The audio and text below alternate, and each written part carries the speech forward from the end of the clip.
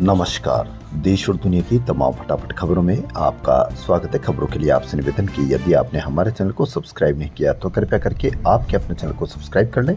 आप सब्सक्राइब करते हैं तो हमें हिम्मत होती है सही और सच्ची खबरें आप तक पहुंचाने की, वरना मीडिया में इतनी हिम्मत नहीं है या मीडिया वो खबरें आपको दिखाता नहीं है जो मीडिया आपको दिखाना चाहिए।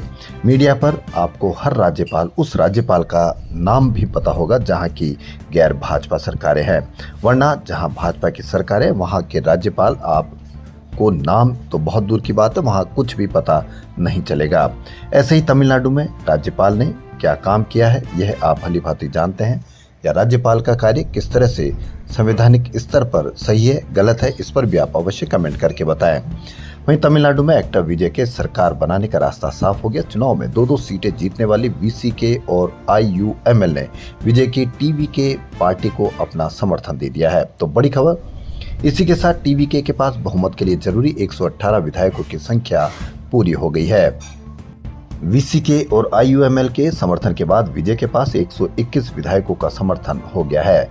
विजय राज्यपाल राजेंद्र विश्वनाथ आर्लेकर से मिलने के लिए लोक भवन रवाना हो गए। अब देखना यह है कि 121 सीटें होने के बावजूद भी राज्यपाल क्या शपथ लेने का उनको समय देते हैं या फिर कोई नया पेच फंसता है विजय के मुख्यमंत्री बनने में। भारतीय कुश्ती महासंघ ओलंपियन रेसलर विनेश फोगाट पर 26 जून तक डोमेस्टिक कंपटीशन खेलने पर बैन लगा दिया है। डब्ल्यूएफआई ने शनिवार को फोगाट को अनुशासनहीनता और एंटी डोपिंग नियमों के उल्लंघन के आरोप में कारण बताओ नोटिस जारी किया है। डब्ल्यूएफआई ने शनिवार को जारी 15 पन्नों के नोटिस में लिखा कि विनेश ने संन्यास से वापसी के लिए 6 महीने पहले सूचना नहीं दी। इससे डब्ल्यूएफआई संविधान, यूनाइटेड वर्ल्ड रेसलिंग नियमों तथा एंटी डोपिंग प्रावधानों का उल्लंघन हुआ है। वहीं उनके व्यवहार से भारतीय कुश्ती की छवि को नुकसान पहुंचा और राष्ट्रीय स्तर पर शर्मिंदगी हुई है। साथ ही विनेश से 4 प्रमुख आरोपों पर जवाब मांगा और पूछा कि कार्रवाई क्यों नहीं की जाए। विनेश फोगाट ने 3 मई को डब्ल्यूएफआई के पूर्व अध्यक्ष ब्रजभूषण शरण सिंह पर एक बार फिर गंभीर आरोप लगाए थे। सोशल मीडिया पर वीडियो शेयर कर विनेश ने कहा था कि यूपी के गोंडा में 10 से 12 मई के बीच सीनियर ओपन रैंकिंग कुश्ती टूर्नामेंट हो रहा है। आज कुछ मजबूरियों के चलते मैं कहना चाहती हूं कि ब्रजभूषण शरण के खिलाफ कंप्लेंट करने वाले उन 6 विक्टिम में मैं भी शामिल हूं। मेरी गवाही भी कोर्ट में चल रही है। मेरा उसके घर यानी गोंडा में जाकर कंपटीशन लड़ना मुश्किल होगा। बता दें कि करीब 3 साल पहले विनेश ने ब्रजभूषण पर महिला खिलाड़ियों के यौन उत्पीड़न का आरोप लगाया था। इसे लेकर दिल्ली के जंतर मंतर पर महिला पहलवानों ने ब्रजभूषण के खिलाफ धरना भी दिया था। विनेश हरियाणा के जुलाना से विधायक है। ब्रजभूषण भाजपा के पूर्व सांसद है। वर्तमान में उनका एक बेटा यूपी से सांसद और एक विधायक है। अमेरिका और ईरान के बीच तनाव कम करने को लेकर अगले हफ्ते पाकिस्तान की राजधानी इस्लामाबाद में फिर बातचीत शुरू हो सकती है। वॉल स्ट्रीट जर्नल की रिपोर्ट के अनुसार दोनों देश मध्यस्थों के जरिए एक समझौता ड्राफ्ट पर काम कर रहे हैं, जिससे 1 महीने तक चलने वाली औपचारिक वार्ता का रास्ता खुल सकता है। रिपोर्ट में बताया गया कि अमेरिका की तरफ से प्रस्तावित 14 बिंदुओं वाले ड्राफ्ट में ईरान के परमाणु कार्यक्रम, होर्मुज स्ट्रेट में तनाव कम करने और ईरान के एनरिच्ड यूरेनियम भंडार को किसी दूसरे देश भेजने जैसे मुद्दे शामिल है।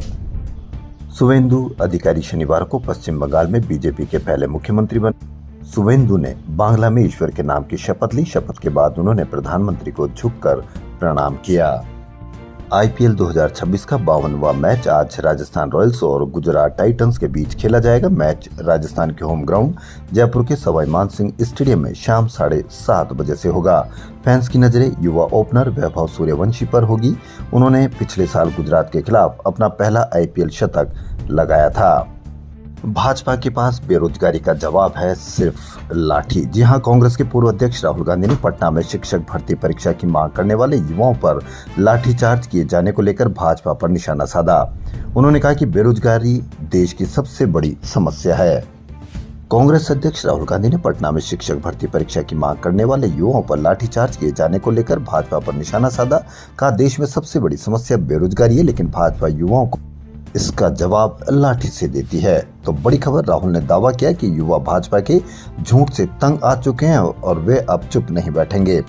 मालूम हो कि पटना में शिक्षक भर्ती परीक्षा TRE 4 की मांग कर रहे युवाओं पर पुलिस ने शुक्रवार को लाठीचार्ज किया था।